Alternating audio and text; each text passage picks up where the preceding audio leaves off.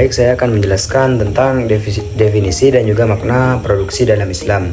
Jadi produksi adalah proses menciptakan, menambah nilai guna, atau pemanfaatan barang atau jasa dengan input halal dan juga thayyib untuk kesejahteraan umat.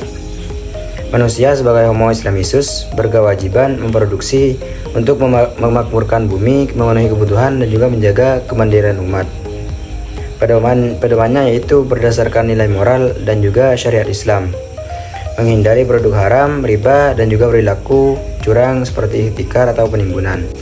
Makna proses penciptaan. Jawaban atas what, who, and for whom. Produksi untuk memenuhi kebutuhan masyarakat sebagai fardu kifayah. Prioritasnya yaitu memenuhi kebutuhan daruriyat atau pokok, hajiyat atau kenyamanan, dan juga tahsiniyat atau penyempurnaan. Untuk apa? Untuk menjaga iman, ketaatan, dan juga kemakmuran. Halal dan thayyib dalam produksi. Produk harus halal, bebas zat, haram, riba, atau gharar. Dan thayyib, baik untuk kesehatan, lingkungan, dan juga masyarakat. Prinsipnya yaitu menghindari kezaliman seperti monopoli, eksploitasi, dan juga kerusakan lingkungan. Sejalan dengan Quran surah 168 dan juga hadis tentang halal dan haram. Etika bisnis syariah yaitu jujur, adil, dan menghindari mudarat atau kerugian bagi manusia dan juga alam. Saya akan menjelaskan tentang faktor produksi, yaitu yang pertama, manusia, sumber daya insani atau tenaga kerja sebagai mitra amal soleh harus memiliki sifat seperti sidik, amanah, fatonah, dan tabligh. Yang kedua, upah layak atau hak kifayah, menghindari eksploitasi produksi sebagai ladang penghormatan dan iman. Yang ketiga, tanah sumber daya alam untuk dimanfaatkan maksimal tanpa eksploitasi, sewa ekonomis untuk pembangunan sosial dan infrastruktur. Yang keempat, modal amanah dari Allah, haram riba, penimbunan, wajib zakat digunakan untuk produksi halal. Yang kelima, manajemen atau organisasi, pengelolaan berbasis bagi hasil, kejujuran, dan integritas moral, menghindari produk haram dan kezaliman. Lanjutan dari proses produksi. Yang pertama, labor intensif atau padat karya, fokus pada tenaga kerja tinggi, cocok untuk industri seperti pertanian, menghindari eksploitasi dan merusak lingkungan. Yang kedua, potensi lokal, pengembangan melalui peningkatan kualitas, inovasi produk turunan, promosi, dan teknologi, sejalan dengan green economy dan sustainable development. Yang ketiga, prinsip menghindari proses yang mencemari lingkungan atau menghasilkan produk yang berbahaya, seperti alkohol dan narkotika. Dan yang terakhir, produksi barang kebutuhan pokok dan barang mewah, hierarki kebutuhan atau necessity, kenyamanan atau convenience, penyempurnaan atau refinement. Produsen muslim prioritas produksi barang pokok atau daruriyah untuk maslahat lebih besar, output barang mewah lebih rendah. Selanjutnya adalah fungsi produksi. Rumus umum dalam fungsi produksi adalah Q sama dengan F kurung X atau Q sama dengan F kurung XA, XB, dan seterusnya, dengan fokus pada efisiensi input seperti modal dan tenaga kerja untuk output yang maksimal. Nah, dalam konsep Islam berdasarkan pada gambar 5.1 nampak bahwa kurva Q1, Q2, dan Q3 menunjukkan semakin jauh kurva dari titik origin atau titik nol, maka semakin banyak kuantitas output yang dihasilkan. Titik A, B, dan C pada kurva Q1 menunjukkan kombinasi modal dan tenaga kerja yang berbeda-beda pada tingkat output yang sama. Konsep produksi dalam Islam lebih mengarah pada produksi yang berorientasi distribusi, labor insentif untuk menghindari monopoli.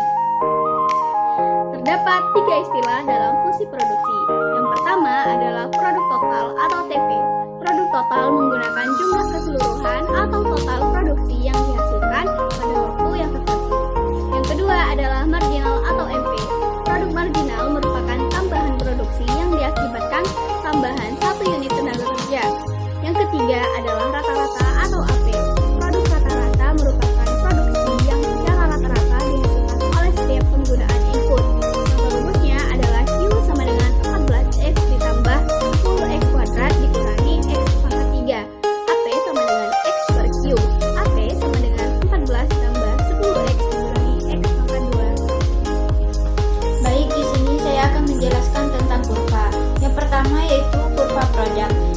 menggambarkan hubungan antara jumlah tenaga kerja dengan total hasil produksi. Awalnya, ketika tenaga kerja ditambah, produksi meningkat dengan cepat karena pekerjaan bisa dibagi dan dilakukan lebih efisien. Ini disebut dengan increasing return. Namun, setelah melewati titik tertentu, produksi masih naik tapi tidak secepat sebelumnya. Hal ini terjadi karena alat dan ruang kerja mulai terbatas sehingga tambahan tenaga kerja lagi tidak seefektif sebelumnya. Ini disebut dengan crashing return. Kalau tenaga kerja terus ditambah, produksi justru menurun. Ini karena terlalu banyak orang membuat pekerjaan jadi berdesakan dan tidak efisien. Ini disebut dengan negative return. Jadi, menambah tenaga kerja memang bisa meningkatkan hasil produksi, tapi hanya sampai batas tertentu. Setelah itu justru bisa membuat produksi menurun karena efisien kerja berkurang. Nah, yang kedua yaitu kurva marginal product dan average product. Marginal product artinya yaitu tambahan hasil yang diperoleh kalau kita menambahkan satu pekerja lagi. Nah, sedangkan average product adalah rata-rata hasil per pekerja.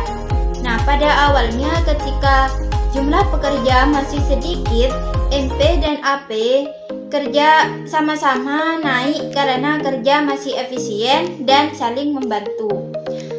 Tapi setelah melewati titik tertentu, MP mencapai puncak lebih dulu, lalu mulai turun karena tenaga kerja sudah terlalu banyak. Nah, saat MP masih dengan AP, itu artinya AP berada di titik tertinggi, dan ketika MP turun ke 0, total produk mencapai maksimum. Kalau pekerja ditambah terus, MP jadi negatif dan produksi malah menurun. Dari tabel ini bisa kita lihat hubungan antara jumlah tenaga kerja, total produksi, dan rata-rata produksi dan produksi marginal. Nah, awalnya waktu jumlah tenaga kerja ditambah, hasil produksi juga naik terus. Tapi setelah beberapa kali, kenaikannya mulai melambat. Nah, di tenaga kerja ke-8, marginal produknya udah 0 dan total produknya paling tinggi yaitu 1400. Itu artinya titik optimal karena di situ produksi udah maksimal. Nah, kalau ditambah lagi tenaga kerja ke-9, malah produksinya turun jadi 1350. Berarti udah nggak efisien. Dalam ekonomi Islam, kita juga harus mikir soal etika, bukan cuma untungnya saja. Jadi jangan sampai tenaga kerja ditambah terus padahal nggak dibutuhkan, dan tetap harus adil sesama pekerja. Assalamualaikum warahmatullahi wabarakatuh. Perkenalkan, nama saya Muhnurdin Nasbi. Saya akan menjelaskan tentang modifikasi fungsi produksi dalam Islam, yang dimana Q sama dengan F terdiri dari amanah, input bersama, berbagi, maslahah, serta memaksimalisasikan potensi, yang dimana terdapat komponen tambahan seperti ikhlas dan berbagi melalui zakat dan infak, serta memaksimalisasikan potensi tanpa merusak alam. Yang kedua itu terdapat output optimal dengan etika melalui kualitas, kuantitas, dan keberkahan. Yang selanjutnya produksi berdasarkan tipologi produsen. Yang pertama itu terdapat maslahah oriented economic man, terdiri dari produksi optimal, seimbang antara dunia dan akhirat, keikhlasan tinggi, serta amanah penuh seperti gambar di atas. Yang nomor 2 itu konvensional economic man, melalui produksi tinggi untuk keuntungan duniawi saja. Terdapat resiko monopoli dan kecurangan seperti kurva di atas.